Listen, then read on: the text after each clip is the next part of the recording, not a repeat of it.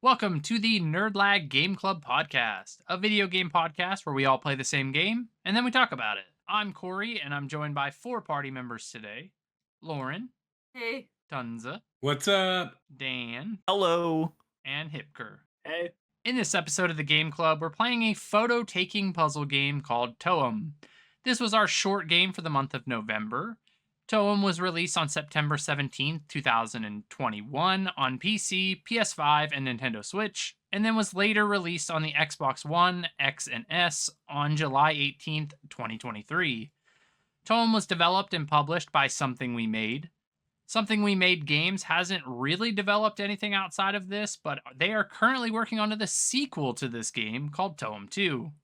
That's supposed to come out in 2026, so very soon. I'm going to give a quick summary of the story to the game, but before that, I will give the spoiler warning, and I would recommend playing Totem before listening to this episode.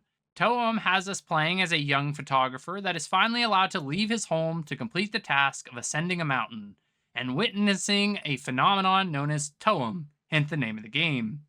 As we progress through the story, we find ourselves in different locations, completing various tasks with the help of our camera to earn stamps. Those stamps can be used so that we can ride the bus to the next location. That's about it for the main story of the game, but there are various other side stories along the way. So without further ado, let's throw it over to Tunza, where he's going to talk about the gameplay and mechanics for Toem. Well, you kind of already covered it. It's a photo game where you solve puzzles using your camera and talking to people. That's kind of basically it. You move around.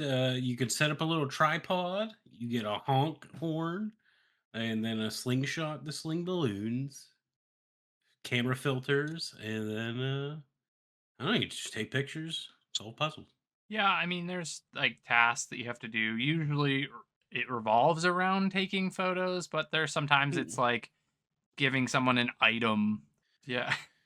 We also can fill up an album as you go along. So any picture you take, you have the option to save, which is kind of neat because you can get kind of creative with how you go about taking photos, which I thought was kind of fun throughout the game.